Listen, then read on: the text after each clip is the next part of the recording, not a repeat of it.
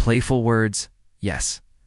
Baby, the alien queen's nurse grinned and named me spouse. Part 1. The crash and the captive. The ship was falling apart.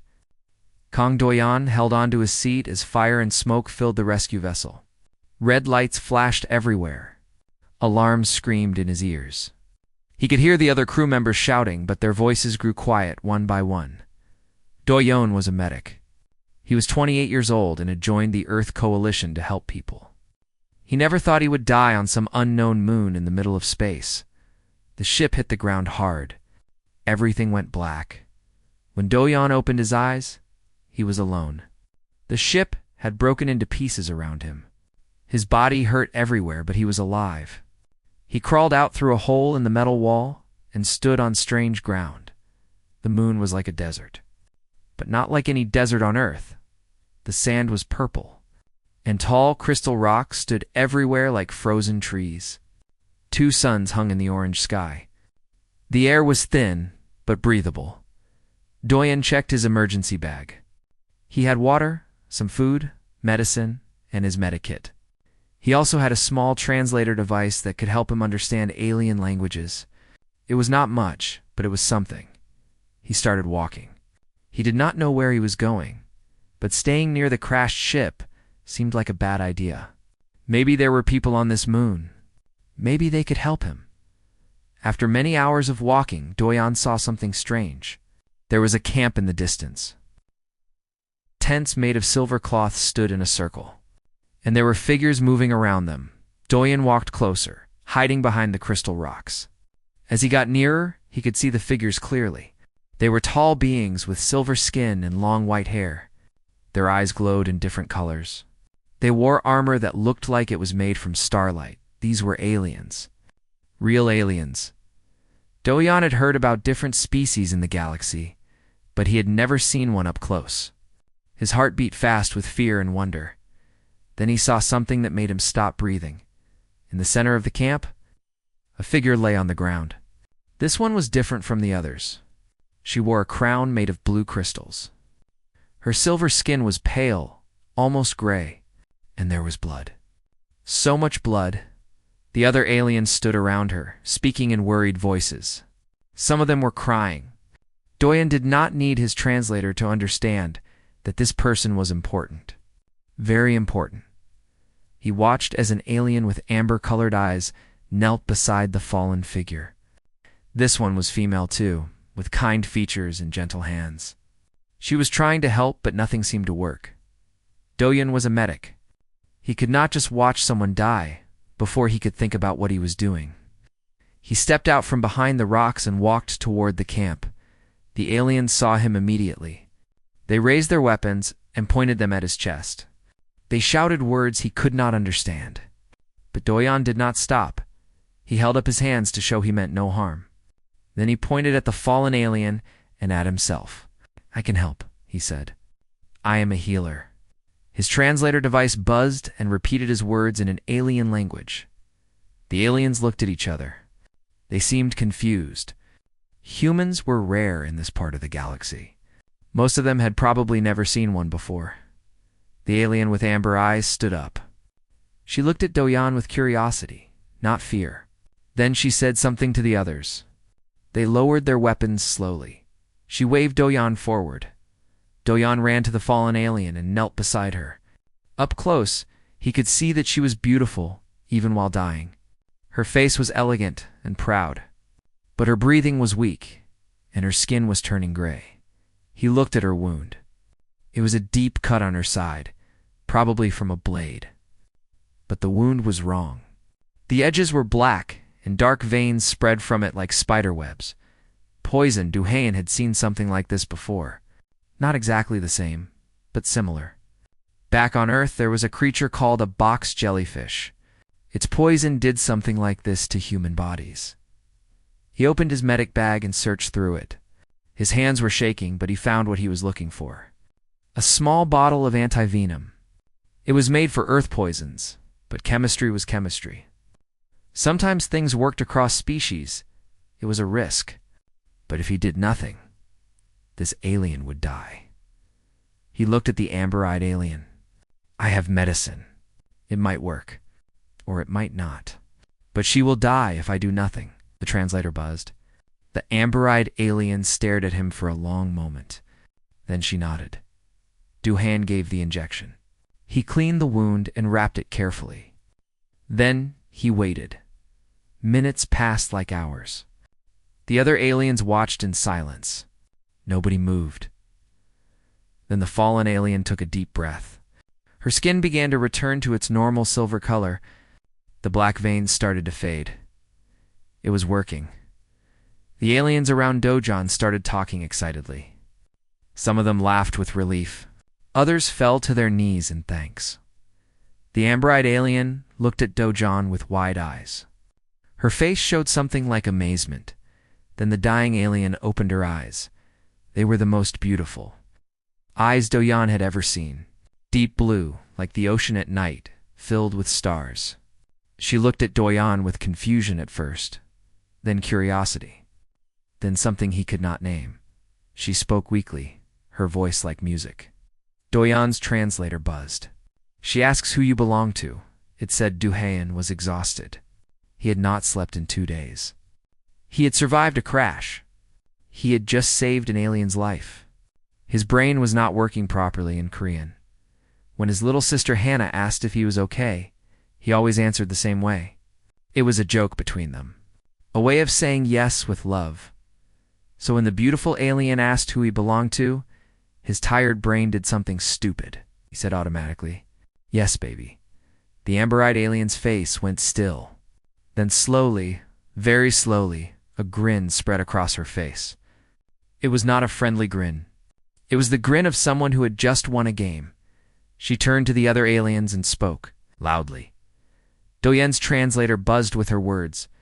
The human has spoken the words of bonding. He claims the queen as his chosen. He has declared himself spouse. The aliens gasped. Some looked angry. Some looked confused. Some looked excited. Doyan blinked. Wait, what? But no one was listening to him anymore. The aliens were bowing. They were bowing to him. The amber-eyed alien stepped closer to Doyan. Her grin was even wider now. I am Nurse Yuna, she said. Welcome to the Velrothi Empire, little human. You just married our queen. Doyan stared at her. He looked at the queen, who was watching him with those starry eyes. He looked at all the aliens bowing around him. I think there has been a mistake, he said. Nurse Yuna laughed. It was a beautiful, terrible sound. Perhaps, she said. But in our culture, spoken words cannot be unspoken. You saved Queen Sior's life, and then you claimed her. Whether by accident or fate, you are now the royal consort of the Velrathi Empire. Doyan sat down on the purple sand. His legs would not hold him anymore. Somewhere in the sky, the two suns continued to shine. Somewhere back on Earth, his sister Hannah was probably wondering where he was. And here on this strange moon, Kang Doyan had accidentally become the husband of an alien queen, all because he was too tired to watch his words. This, he said to no one in particular, is going to be a very long day. Nurse Yuna's grin did not fade. If anything, it grew even wider. Oh, little human, she said sweetly. This is just the beginning. Playful words. Yes. Baby, the alien queen's nurse grinned and named me spouse part 2, the translation. Error that changed everything. 1 week had passed since the accident. Doyan still could not believe what was happening to him. He lived in a palace now. Not just any palace, but the royal palace of the Velrothi Empire. His room was bigger than his entire apartment back on Earth. The bed was made of something softer than clouds. The windows showed views of crystal mountains and silver forests. Everything was beautiful, and everything was wrong. Doyan was not a king. He was not a consort. He was a medic from a small town in Korea who had joined the Earth Coalition to help people. He did not belong in a palace. He did not belong next to a queen. But every time he tried to explain this, Nurse Yuna just smiled. Human modesty is very charming, she would say. But the bonding words were spoken. The queen heard them. It is done. Doyan tried speaking to Queen Siori directly. But the queen was always busy with meetings and ceremonies. When he did see her, she looked at him with those starry eyes, but she never spoke to him. He was not sure if she even wanted him there today. Doyan sat in his room and stared out the window. He missed Earth. He missed his sister Hannah. He missed simple things like coffee and rain and streets full of people who did not bow to him. A knock came at his door. "Come in, Doyan," said Tired Lai. The door opened, and Nurse Yuna entered. She was carrying a tray of food. On the tray were strange fruits and colorful drinks. "You did not come to breakfast," she said. "The servants are worried. I am not hungry." Yuna set the tray down and looked at him carefully. Her amber eyes were always watching, always thinking. Doyan did not trust her smile. "You are unhappy," she said. "Yes. Because of the bonding." Doyan laughed bitterly. "There is no bonding. I said 2 words in Korean because I was tired. It was an accident. A mistake. And now everyone treats me like I am married to your queen." Yuna sat down across from him. Her smile faded a little. "I understand," she said. "But you must understand our situation too. Someone tried to kill Queen Siori. The poison was rare and deadly. Only someone close to her could have used it." Doyan listened. This was new information. "We do not know who the enemy is," Yuna continued. "The queen has many enemies among the noble houses. Some want her throne. Some want her dead. And now you have given us something valuable." "What?" "A distraction," Yuna smiled again. "A human consort from the stars. Everyone is talking about you. Everyone is watching you. While they watch, we can search for the true enemy." Doyan felt his stomach drop. "So I am just a tool?" "You are alive," Yuna said simply. "If we sent you away now, people would ask questions. They would wonder why the queen rejected her bonded. Some might think you know something dangerous. Others might try to silence you." She leaned forward. "Right now, being the royal consort is the safest place for you. And it helps the queen, is that not enough?" Doyan did not answer. He was thinking about what she said. He did not like being used. But he also did not want to die. Before he could respond, there was another knock at the door. This one was loud and angry.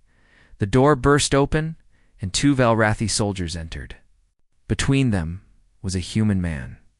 Doyan jumped to his feet. He had not seen another human in over a week. The man was tall and strong, with a soldier's body. His face was dirty and tired, but his eyes were sharp. He wore the uniform of an Earth Coalition pilot. "Found this one near the crash site," one soldier said. He was hiding in the rocks. Yuna stood up smoothly. "Another human? How interesting. Take him to the holding cells until we can question him." "Wait." Doyan stepped forward.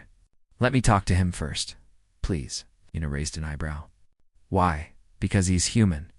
Because he might be from my ship. Because I can get more information from him than your soldiers can." Yuna thought for a moment. Then she waved her hand at the soldiers. "Leave him here. Guard the door." The soldiers dropped the man and left. The human groaned and slowly stood up. Doyan helped him to a chair. "Are you okay?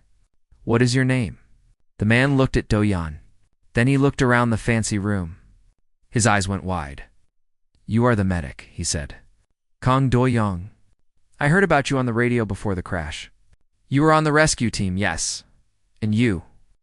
"Commander Park Tiowan. I was the pilot of a supply ship. We crashed 3 days ago." He looked around again. "Why are you in a palace? Why are you dressed like that?" Doyan looked down at his clothes. They were royal robes, made of silver and blue silk. He had forgotten he was wearing them. "It is a long story," he said. "I have time." So Doyan told him. He told him about saving the queen, about the translation mistake, about becoming an accidental consort. When he finished, Taewon stared at him for a long moment. Then he started laughing. It was not a small laugh. It was a loud, body-shaking, tears-in-the-eyes laugh. Taewon laughed so hard he almost fell out of his chair. "You said what to an alien queen?" He wiped his eyes. "Oh, do Yuna, you absolute disaster." "It is not funny," Doyan said, but he felt his lips twitching. It is very funny. Han kept laughing. You accidentally married a queen? A queen? Because you were tired and spoke Korean. Yuna watched them with curiosity. Humans expressed joy strangely, she observed. Taewon finally calmed down. He looked at Doyen more seriously now. So what is the plan? How do we get out of here? There is no plan, Dojan admitted. If I leave, I might be killed. The queen has enemies, and they might think I know something. Taiwan nodded slowly. Then we stay. We wait. And we find a way to contact Earth. The queen might let us send a message, Doyen said. If I ask her, then ask her. Talk to her. You were supposed to be her husband, right? Act like it. Doyen felt his face grow hot. I cannot just talk to her. She is a queen. Taewon grinned. She is your queen, consort Nim. You saved her life. I think she owes you a conversation. Yuna clapped her hands together. I like this human, she said cheerfully. He has wisdom. Doyen groaned. Now there were two of them making fun of him. But Taewon was right. Doyen could not just hide in his room forever. He needed to understand this situation. He needed to talk to Queen Seori. That evening, Doyen walked through the palace halls. Yuna had told him where the queen spent her evenings. There was a garden at the top of the palace, under the stars. He found her there, sitting alone by a fountain made of light. She was looking up at the sky. Her silver hair moved in the gentle wind. She looked lonely. Doyen walked closer. His footsteps made sound on the crystal floor. The queen turned to look at him. You are awake, she said. Her voice was soft. I could not sleep. Neither could I. They stood in silence for a moment. The fountain made gentle music. Stars filled the sky above them. I wanted to thank you, Queen Seori said finally. You saved my life. I should have thanked you sooner. You've been busy. Yes, she looked away. Being a queen means always being busy. There is always someone who needs something. Always someone who wants something. Doyen sat down near her, leaving a respectful distance. I know you do not really believe in the bonding, he said carefully. I know you are just using me for politics. Seori looked surprised. Yuna told you? Yes, and you are not angry. Doyen thought about it. I was, but I understand. Someone tried to kill you. You need to be safe. If pretending I am your consort helps, then I can pretend. Something changed in Seori's eyes. It was small, but Doyen noticed it. She looked at him differently now. Not like a tool. Like a person. Most people in your position would demand something in return, she said. I help people. I do not demand payment for it. Seori smiled. It was a small smile, but it was real. You are strange, human. Very strange. My name is Doyen. Doyen, she repeated. The word sounded beautiful in her voice. Thank you, Doyen, for saving me, for staying, for understanding. Doyen felt warmth in his chest. Maybe being stuck here would not be so bad. Maybe in time, things would make sense. In the shadows behind them, Nurse Yuna watched with her knowing smile. Interesting, she whispered to herself. Very interesting indeed. Playful words, yes? Baby, the alien queen's nurse grinned and named me spouse part 3. The human who would not bow 3 weeks had passed since Doyen became the royal consort. He had learned many things about Velrathi culture. Most of them made him angry. The Velrathi had a caste system. There were nobles at the top, warriors and scholars in the middle, and servants at the bottom. The servants had no rights. They could be beaten for small mistakes. They could be thrown away like broken toys. Doyen hated it. Today he was walking through the palace halls when he heard crying. He followed the sound and found a young servant girl on the floor. A tall noble was standing over her, shouting, "Stupid creature!" The noble yelled, "You spilled water on my robes? Do you know how much these cost?" The girl was shaking. "I am sorry, master. Please forgive me." "Please," the noble raised his hand to hit her. Doyen moved without thinking. He stepped between them and caught the noble's arm. "What are you doing?" the noble demanded. his face twisted with anger. "Who do you think you are?" "I am the royal consort," Doyen said calmly, "and I think you should walk away." The noble's face went pale. He looked at Doyen's royal robes and the consort symbol on his chest. His anger changed to fear. "I did not know," he stammered. "Now you know. Walk away." The noble walked away quickly. His hands were shaking. Duhayen helped the servant girl stand up. She was crying harder now, but these were different tears. "Thank you," she whispered. "Thank you, Consort Nim. Are you hurt?" "No, just scared." Doyen nodded. "If anyone hurts you again, tell Nurse Yuna. She will tell me." The girl bowed deeply and ran away. Doyen watched her go with sadness in his heart. This was not the first time he had done something like this. In the past weeks, he had stopped 3 noble attacks on servants. He had forced the palace kitchens to give servants better food. He had even convinced Queen Siori to let servants have 1 day of rest each week. The servants loved him. The nobles hated him. "You are making enemies," Taewon said that evening. They were sitting in Doyen's room eating dinner together. "I do not care. You should care. These nobles are powerful. Some of them might have been part of the assassination plot. Could let them come after me. Maybe they will make a mistake and reveal themselves." Taewon shook his head. "You are too reckless. You think like a medic, not a soldier." "I am a medic." "That is the point." Knock came at the door. Yuna entered, and her face was serious. "We have a problem," she said. "What problem?" "Lord Hunsik has made a formal challenge. He says you are not worthy of the queen. He demands a duel." Oh. Doyen felt cold. He had heard about Lord Hunsik. The man was one of the most powerful nobles in the empire. He controlled half the army, and he was known for killing his enemies in duels. "What happens if I refuse?" Doyen asked. "You cannot refuse. If you do, you will be declared a coward. The bonding will be cancelled, and the queen will be shamed." "And if I fight?" Yuna hesitated. "Lord Hunsik has won 37 duels. He has killed 22 opponents. He is one of the best fighters in the empire." Doyen closed his eyes. "So if I fight, I die. And if I refuse, I shame the queen and probably die anyway." Taewon stood up. "There must be another way." "What are the rules of the duel?" "It is simple," Yuna explained. 2 people fight until one cannot continue. The winner proves their honor. The loser loses everything." "What weapons?" "Any weapon. But Lord Hunsik always uses a blade. He is a master swordsman." Doyen opened his eyes. "When is the duel?" "Tomorrow. At the banquet. Then I have 1 night to prepare." He did not sleep that night. Instead, he did something different. He searched through all the information he could find about Lord Hunsik. He read reports, asked servants questions, and studied everything about the noble. By morning, he had a plan. It was not a good plan. But it was the only plan he had.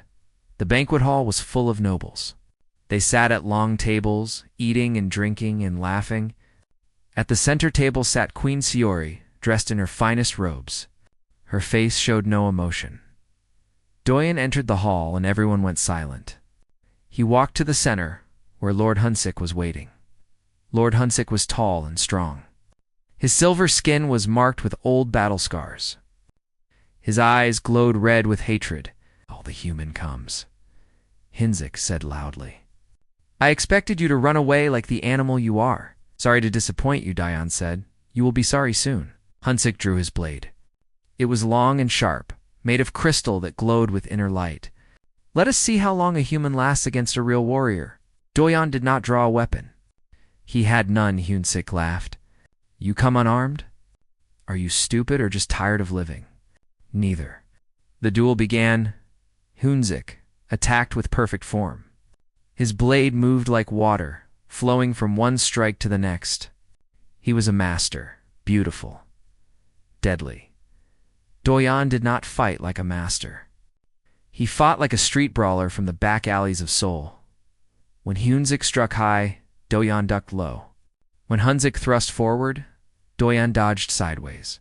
He could not win a fair fight. so he did not fight fair. Doyen threw sand in Hunzik's eyes. He kicked the noble's legs. He grabbed a drinking glass from a table and threw it at Hunzik's face. The crowd gasped. This was not how duels were fought. Hunzik roared with anger. He swung wildly, and Doyen saw his chance. He ducked under the swing and headbutted Hunzik in the face. The noble stumbled backward. Blood poured from his nose.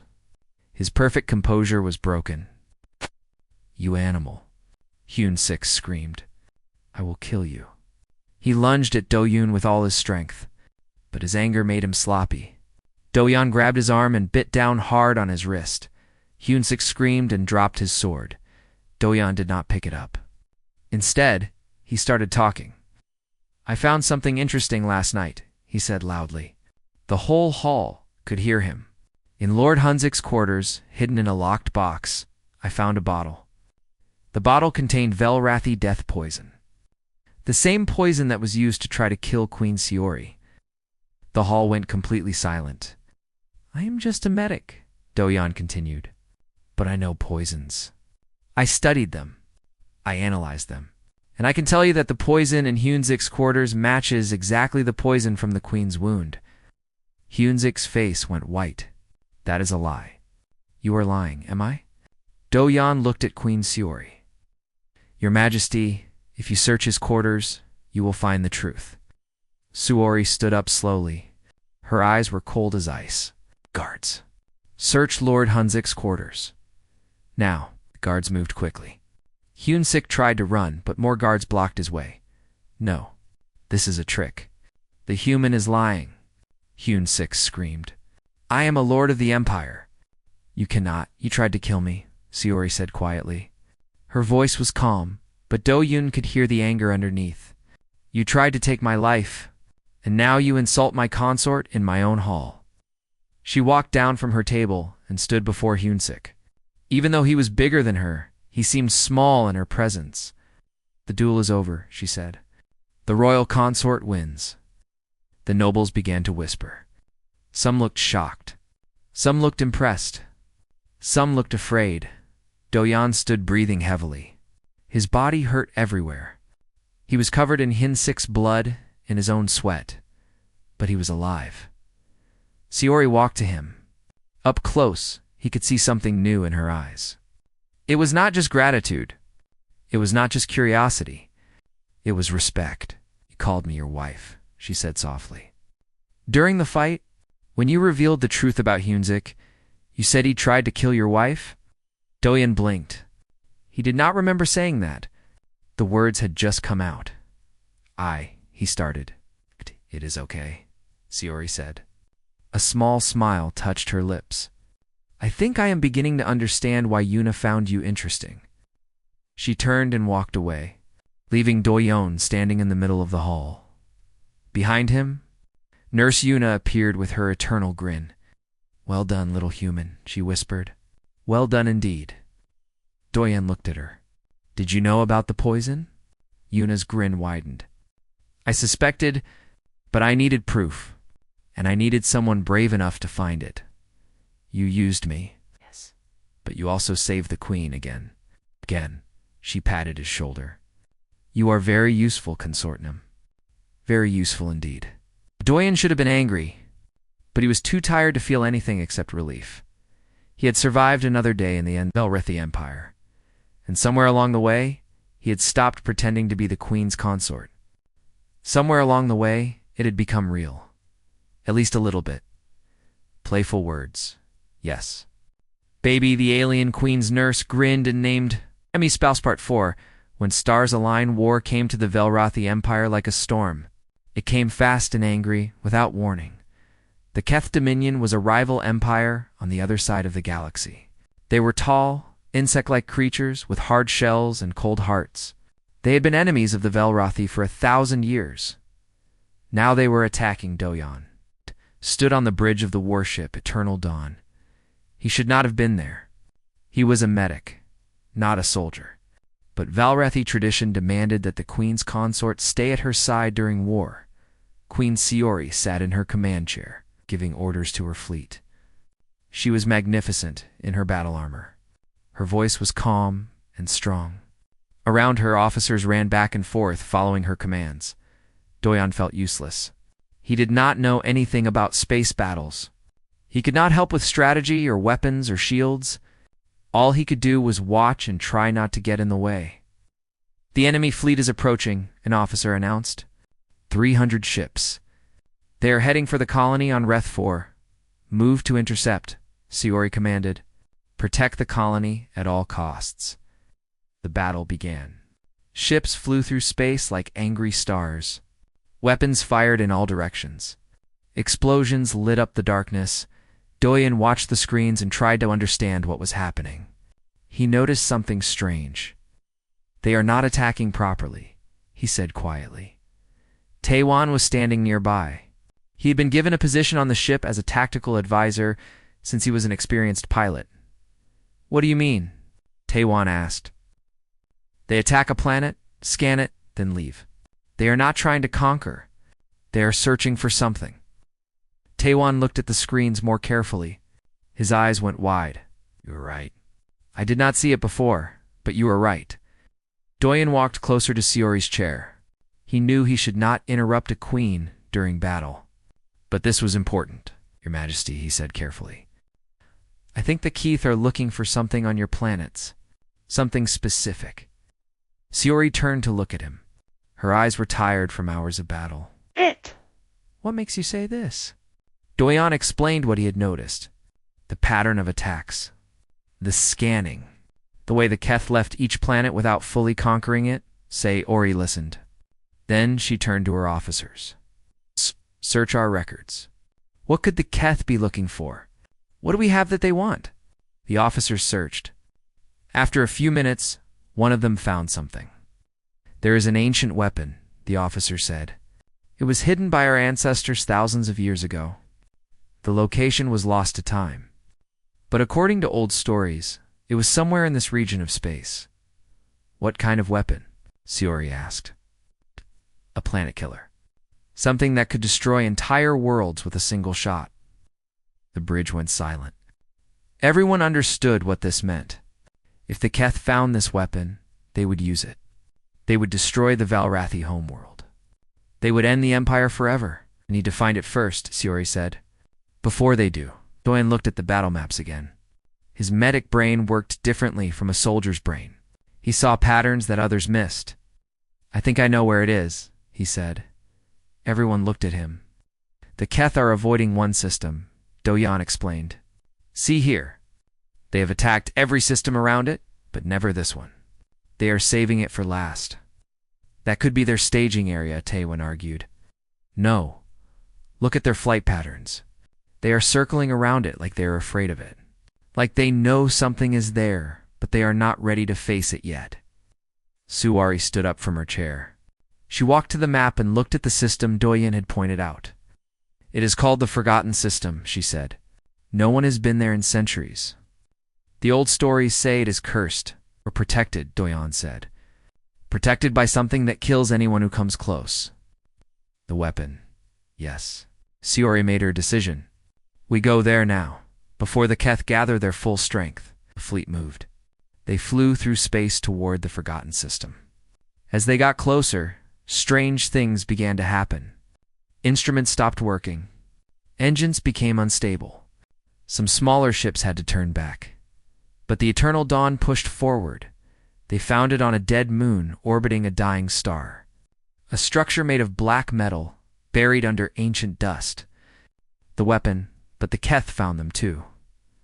A Keth warship appeared from behind the star. It was huge, much bigger than the Eternal Dawn. It attacked without warning. The battle was desperate. The Eternal Dawn was hit again and again.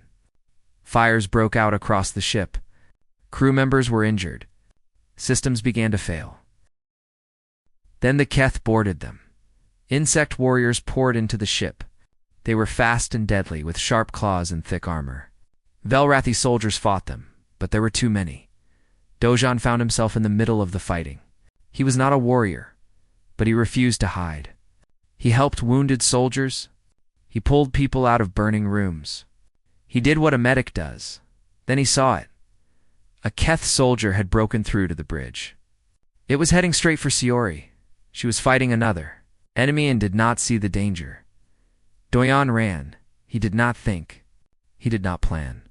He just moved. He threw himself between Siori and the Keth soldier. The plasma bolt hit him in the chest. The pain was beyond anything he had ever felt. It was like fire and ice and lightning all at once. He fell to the ground, and the world became dark and bright at the same time. He heard screaming. Siori's voice. Guards rushing forward. The sound of the Keth soldier being killed. Then Siori was beside him, holding him in her arms. Her beautiful face was wet with tears. "You foolish human," she whispered. Her voice was shaking. "Why would you do that? Why would you?" Dojayan looked up at her. The pain was fading now, replaced by cold. He was dying. He knew he was dying, but he smiled. He said softly, "Yes, baby." The same words that had started everything, but this time he knew exactly what he was saying. Siori's tears fell on his face. "You cannot die. I forbid it. As your queen, I forbid you to die." Doyen wanted to laugh, but he was too weak. His eyes began to close. "Get the medical team!" Siori screamed. Now. Everything went black. But in the darkness, Doyon felt something. A warmth in his chest, a light in the shadows. Maybe it was death coming for him. Or maybe it was something else. Maybe it was hope. When he woke up, he was in a hospital bed. His chest was wrapped in bandages. Machines beeped around him, and Siori was sitting beside him holding his hand. She had not left his side in 3 days. "You are awake," she said. Her voice was rough from crying. "I am alive," Doyon said. His voice was weak, but steady. The doctor said it was impossible. The wound was too bad. No one survives a direct plasma hit to the chest. "Humans are stubborn," Doyen said with a small smile. Siori did not smile. She looked at him with eyes full of something he had never seen before. "I was afraid," she said quietly. "When you fell, I was afraid. I have not been afraid of anything since I was a child. But watching you die, it was the worst thing I have ever felt." Doyen squeezed her hand. "I am sorry." "Do not be sorry. Just do not do it again. I cannot promise that." "Why not?" Doyen thought about it. "Because if you were in danger, I would do it again. Every time." Without thinking, Siori stared at him. Then she leaned forward and pressed her forehead against his. "You stupid, brave, wonderful human," she whispered. "What am I going to do with you? Keep me, maybe?"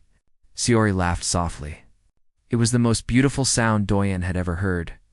Outside the window, the stars shone bright. The war was not over yet. But for now, in this moment, everything was perfect. And somewhere on the ship, Nurse Eunice smiled her knowing smile. Everything was going according to plan. Playful words. Yes. "Baby, the alien queen's nurse grinned and named me spouse part 5. What humanity brings to the stars. 1 year had passed since the war ended. The ancient weapon had been destroyed. The Keth Dominion had been defeated. Peace had returned to the Velrathi Empire, and Kong Doyon was still healing. The plasma wound had damaged his body badly. For months, he could not walk. His chest hurt with every breath. Some days he wondered if he would ever be normal again. But he was not alone. Queen Siori visited him every day. Not because she had to. Not because of politics or tradition. She came because she wanted to. They talked for hours. They talked about everything and nothing. Doyon told her about Earth, about his family, about his sister Hannah. Siori told him about her childhood, about the pressure of being queen, about the loneliness that followed her everywhere for the first time in their lives. Both of them had someone who truly listened. "I never wanted to be queen," Siori said one evening. They were sitting in the garden, watching the 3 moons rise. "My older sister was supposed to rule, but she died when I was young, and the crown fell to me." Ow. Doyon held her hand. "Do you regret it?" "Sometimes. Being queen means giving up yourself. You become a symbol, a tool for the empire. Everyone wants something from you, but no one wants you." I want you, Doyan said quietly. Sayori looked at him. Her starry eyes were bright with emotion. Why? Because you are kind. Because you are strong. Because you pretend to be cold, but I have seen you cry for your people. Because when you laugh, it is like music. He smiled. Because you are Sayori, not the queen. Just Sayori. Sayori was silent for a long moment. Then she spoke carefully. I could send you home. The bonding was never real. The words were an accident. You owe me nothing. Doyan thought about Earth. He thought about his old apartment, his old life, his sister waiting for him. He could go back. He could be a hero, the man who helped save the Velrathi Empire. He could have everything he once wanted. But when he looked at Sayori, he knew the truth. Home was not a place. Home was a feeling. I think I am already home, he said. Sayori's eyes filled with tears. She did not cry often. She was too proud for that. But in this moment, she let the tears fall. You stupid human, she whispered. You ridiculous, wonderful, stupid human. Doyan laughed. I get that a lot. The wedding was 1 month later. It was real this time. Not an accident of words. Not a political arrangement. A true wedding, with all the ceremony and celebration it deserved. There were 2 ceremonies. First, a Velrathi ceremony with ancient rituals and sacred vows. Doyon wore armor made of starlight. Sayori wore a dress made of crystal flowers. They spoke the bonding words again, but this time both of them meant every syllable. Then there was a human ceremony. Doyan had insisted. He wanted Sayori to understand where he came from. They exchanged rings. They made promises. Doyan said the traditional Korean words, and Sayori repeated them, practicing for weeks until her accent was perfect. Taewon was the best man. He cried, even though he denied it later, and in the front row. A young woman with Korean features wept loudly without shame. Hannah, she had arrived 2 weeks before the wedding. An Earth Coalition ship had brought her across the galaxy, along with the first official ambassadors to the Velrathi Empire. When she first saw Doyan, she had hit him on the arm and called him an idiot for worrying her. Then she hugged him and did not let go for 10 minutes. You look good, she told him at the wedding. Happy. I've never seen you this happy. I am happy, Doyan admitted. Happier than I ever thought I could be. Good. You deserve it. Hannah grinned. But seriously, Appa?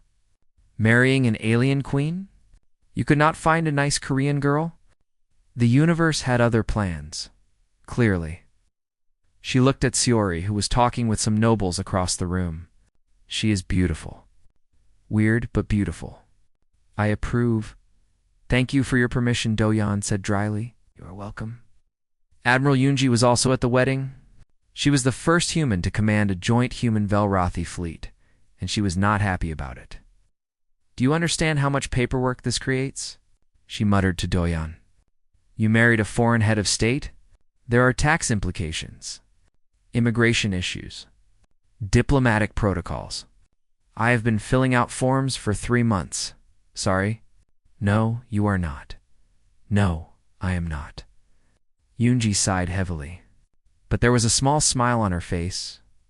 After the ceremonies were over, Doyon found a quiet moment alone. He stood on a balcony, looking up at the stars. Nurse Yuna appeared beside him, silent as always. You know, Doyon said, you planned all of this, did you not? Yuna smiled her mysterious smile. I do not know what you mean. When you first named me spouse, it was not an accident. You saw something. You knew something would happen. Yuna was quiet for a moment. Then she spoke softly. When I first named you spouse, it was a joke. A test, perhaps. Your people were unknown to us, dangerous, unpredictable. I wanted to see what you would do, and now... Yuna looked at the stars. Now, I understand why humans conquered death itself to reach the stars. You do not accept limits. You do not accept fate. You simply love and let the universe rearrange itself around you. She bowed to him. It was a deep bow full of respect. She had never done that before. Humanity is strange, she said, but perhaps strange is what the universe needs. Sayori appeared on the balcony. She was still wearing her wedding dress, and she glowed like a star herself. There you are, she said. Everyone is waiting for us. Doyon took her hand. Let them wait a little longer. They stood together, looking at the sky. 3 moons hung above them. 1,000,000 stars sparkled like diamonds. Any regrets? Sayori asked. Doyon thought about the crashed ship, the accidental words, the duels and the wars and the near-death experiences. He thought about everything he had lost and everything he had gained. Just one, he said. Sayori looked worried. What? I still do not know what means in Velrathi. Sayori laughed. It was a real laugh, full of joy. She leaned into him, her head on his shoulder. It means I choose you, she said. In every language, in every star system, always. Doyon smiled. He looked up at the stars one more time. Somewhere out there was Earth. Somewhere out there was his old life, his old dreams, his old self. He would visit again someday. He would show Sayori the oceans and the mountains and the streets where he grew up.